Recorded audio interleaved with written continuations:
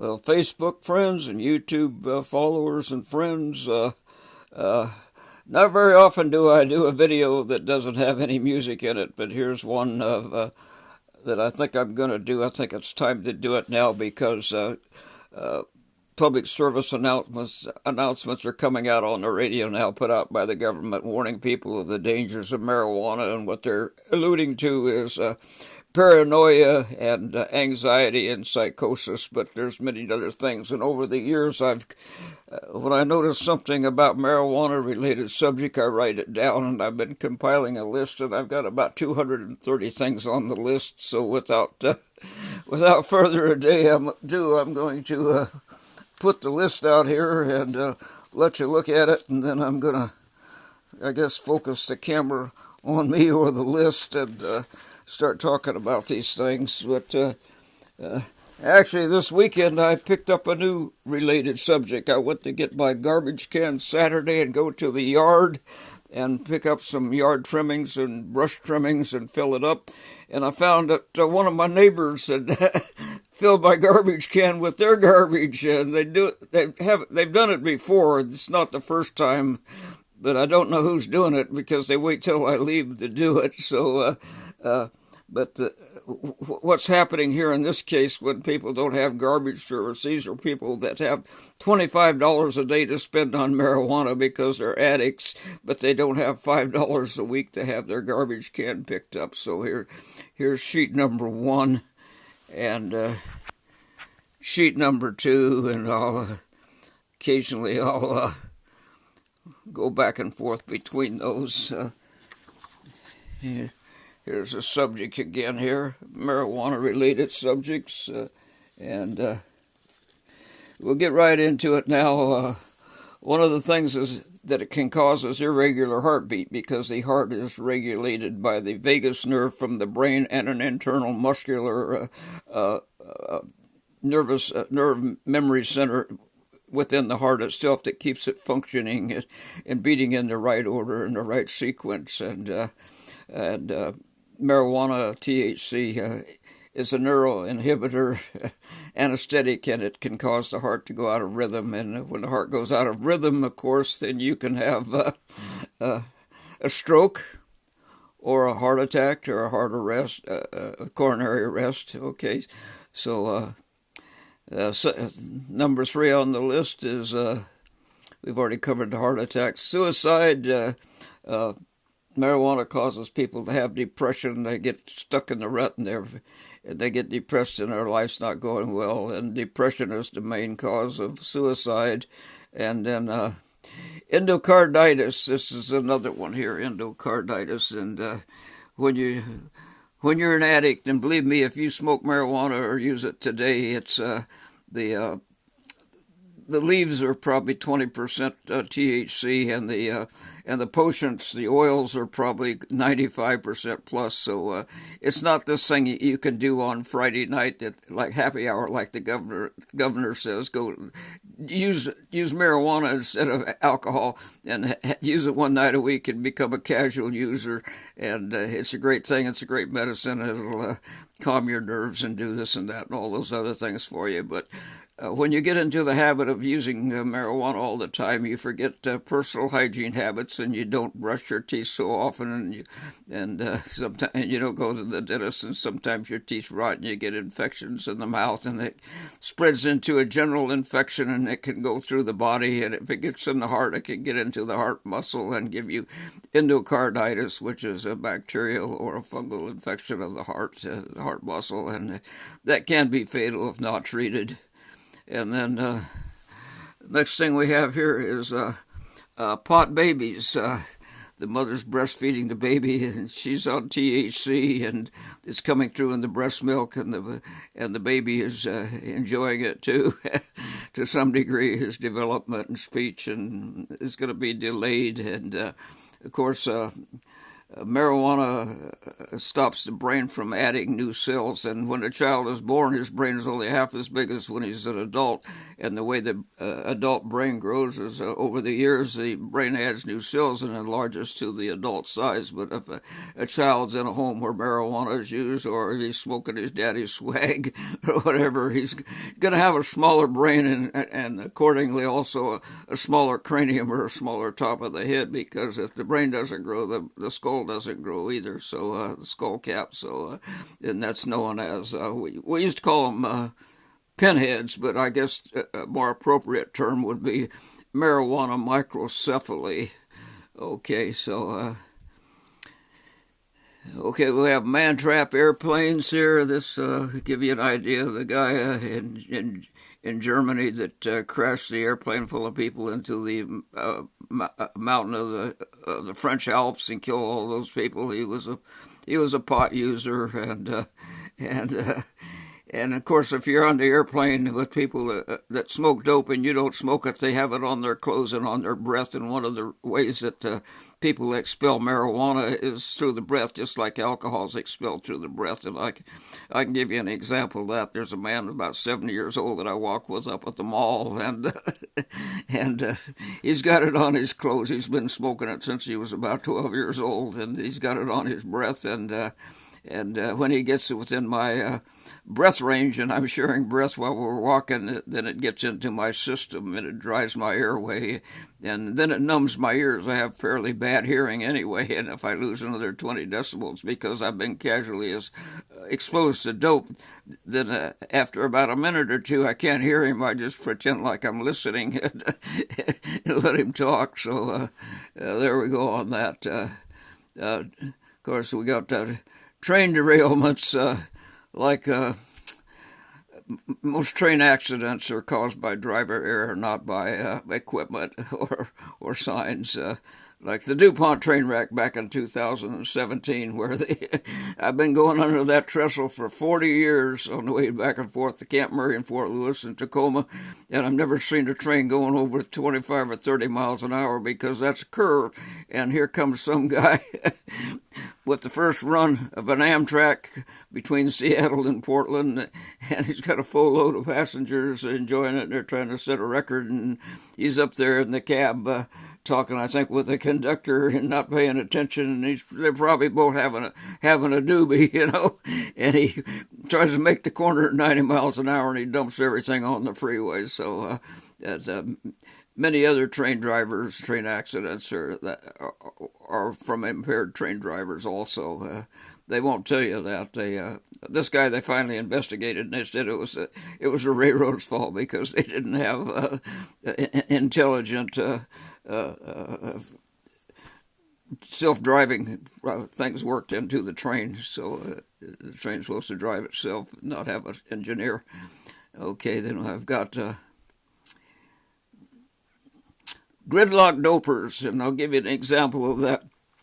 Every morning I go down Marvin Road to McDonald's and have breakfast, a sausage biscuit and senior cup of coffee, and sometimes I get into the rush hour traffic, and it's like driving through a dope smoke corridor when you're driving down there. You got those cars bumper to bumper, and if they've got that passenger window down about 4 inches, or some of the back windows down about 4 inches, and there's no dog sticking their nose out, you know they're getting high on the way to work because the boss won't let them toke up after they get there. They'll have to wait till noon to get high again, and then they start toking up as soon as they get in their car and head home. And so many of the roads in Olympia, especially at rush hour, are like dope smoke corridors. But okay, so those are gridlock dopers, and we have marijuana mamas that can't get through the day and handle their children without getting high. And of course, the children are getting it casually or by accident. They're getting environmental smoke, and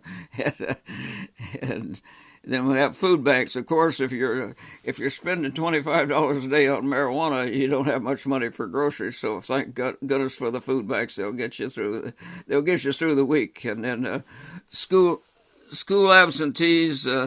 Parents can't get out of bed because they're high or sleeping in, been up late smoking dope. carbon monoxide poisoning, whatever, and so they can't get the kids up and get them ready for school. So the kids either don't go or they're late getting there. And okay, so centerline crossovers. Driving is a multiple task, and when you notice that you're drifting over the center line, you have to react. But if you're on marijuana, your reactions are slowed down, and you have to think about everything you do. Driving's no longer a psychomotor reflex. It's a cognitive one step at a time, and so you drift over the center line quite a bit while you're driving. That can cause an accident. We've had a big problem with marijuana driving in Washington between 2019 and 2024. The road deaths on the highways of Washington went from 420 up to 810. So that means that road deaths are doubling every 5.5 years in the state of Washington. And of course, the insurance rates are going up accordingly too, because those accidents cost a lot of money. And okay, so where are we at here? Food, drink aspirations. The marijuana in your mouth and pharynx and larynx, it anesthetizes the parts there, and may keep the little flap from coming up when you're swallowing food or drink, and you'll aspirate food and drink down your windpipe and cough and choke, and hopefully there's somebody there that can give you the Heimlich maneuver and pop it out if you got a bullet down your windpipe. Okay, so okay. Marijuana microcephaly, I already talked about that. The brain adds new cells in the children, and marijuana stops the brain from adding new cells, so the adult brain doesn't develop or doesn't develop as big. Hallucinating while driving. Marijuana, especially boosted marijuana, can come back and hit you days later after you've had your last toke, and sometimes what it does, it'll give you the impression that time and velocity has stopped, and you'll be driving down the freeway at 50 miles an hour or 60 miles an hour. And I've done this after being casually exposed to boosted dope from neighbors. 3 days later, seemed like everything stopped. So I thought, oh, this is the dope. So I just keep the speedometer on 60, keep the foot on the gas, and I don't stop because I think the car isn't moving. And I don't try to speed it up, and I try not to run into the car in front of me. I just keep doing everything, and within a few milliseconds to a few seconds, we don't really know how long it is when reality stops, but you'll come back in the focus, and you'll be able to experience time and velocity again. So that's where the expression came, don't get out while driving, because some people, when the time and the velocity stops while they're driving and they're high, they'll get out of the car to see what made the car stop, and they're going 60 miles an hour, then somebody runs over them. So please don't get out while driving if you experience this. Of course, doping while driving, most people that use marijuana, they're daily and habitual users. They're highly addicted, and they need it all the time. And you see all these little windows cracked, letting the smoke out so the cop can't see them or won't know what they're doing. It's pretty obvious. So doping while driving is very common, and that would explain the doubling of road deaths in 5 years or 5.5 years. And then military rejects, of course, if you think marijuana is good and you think it's legal, go down and try to get into the military. They're going to test you. Okay, so what have we got here? Road rage psychosis, of course. If you're in a psychotic state from smoking dope, you're going to think all the other drivers, you're going to be paranoid, and you're going to think all the other drivers are trying to kill you, so you're going to get road rage, and I'm sure marijuana contributes to the higher incidence of road rage that we have now. 40 years ago, we hardly ever had it, but we have it all the time now. toxic blood transfusions. The people that are on the street and on common dope, they go down to the plasma center and get money for drugs by giving their plasma and having their blood drawn out and filtered and shot back into them and whatnot. And but this blood will have THC in it. If it's taken right over to the hospital and given to somebody that's in surgery that needs blood, it can mess up the prescription of the anesthesiologist. They can be over anesthetized by taking marijuana blood from toxic blood transfusions. And then I see it at the mall. Every once in a while I walk past a store at the mall. If it's not too busy and there's no customers, I'll walk by and I'll smell common dope marijuana coming out of that storefront. I won't tell you which ones they are. I know which ones they are, but so they go back in the stock room and take a break, and they have toke on their weed and get used to doing that. And then you see all these guys out on the corner or at the entrance to parking lots, and they've got these cardboard signs, and they're asking for money, or they're asking for money on the street. So marijuana leads to beggars and leads to the mall the revenue at the mall, the shopping mall, is falling off because people that are on dope commonly don't go to the mall at all. When they do go, they don't have any money because they've spent it all on drugs. Okay, and then increased estrogen, of course. It's got it in here somewhere. People that smoke it, especially the men.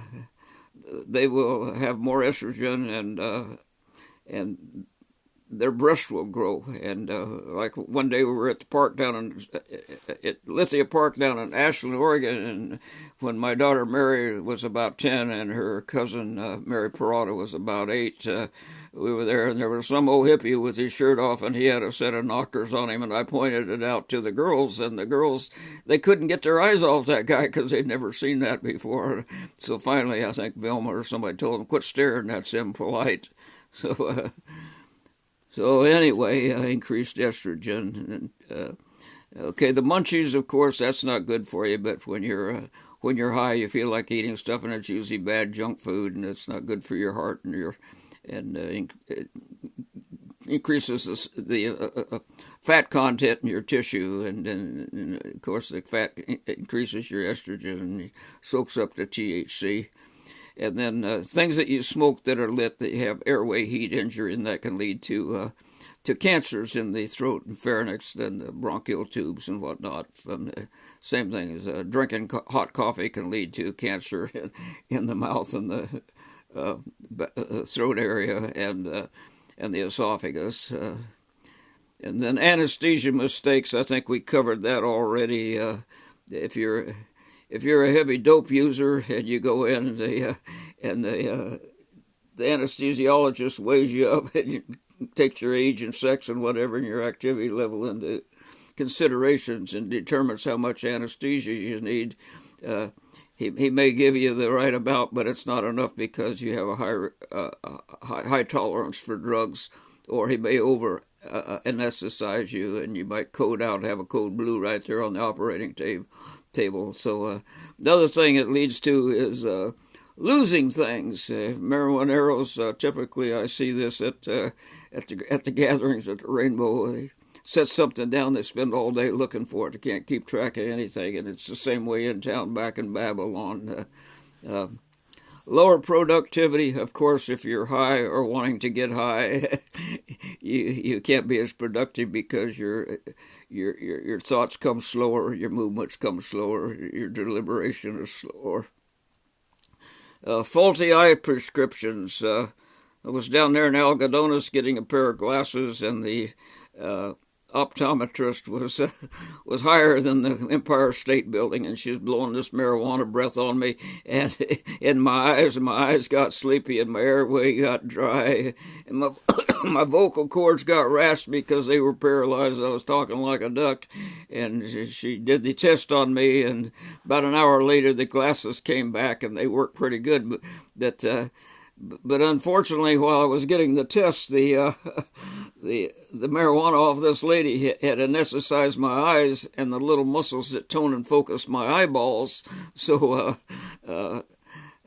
after the drugs wore off of my eyes, I couldn't see very good. Those glasses weren't worth a damn. It was the wrong prescription. So, okay. Marijuana cough, of course, you know all marijuaneros cough. They take a toke on it, then they cough about pop their eyes out. And exiting moving vehicles, we talked about that already. When you perceive that your car is stopped and it really hasn't, and time has stopped, you might get out to check it. So we've covered that already. Wrong way drivers, typically at night when you have these people on the freeway, they get onto the wrong exit ramp and to go down on the freeway and go down the wrong way and cause these fatal accidents. Invariably, they're high on marijuana because of the distortion of reality. And okay, I think we're going to stop this video right here because it's 20 minutes. I've covered 34 of the about 230 things, and I'll do some more on that. But I thought I was going to be able to do the whole damn thing in 20 minutes, but I'm not. But this is Torrey Vent signing out. You've had the first column of 34 related marijuana subjects, and we'll get the rest of it to you in sections. Thank you very much for listening. I feel like I got a marijuana cough. I was outside a while ago, and some of the neighbors smoke it, and it blows over into my yard. I got a sign up that says marijuana or drug-free zone, but they don't respect it. They think, oh, that old farty doesn't know anything. Well, thank you much for listening. Adios, amigo.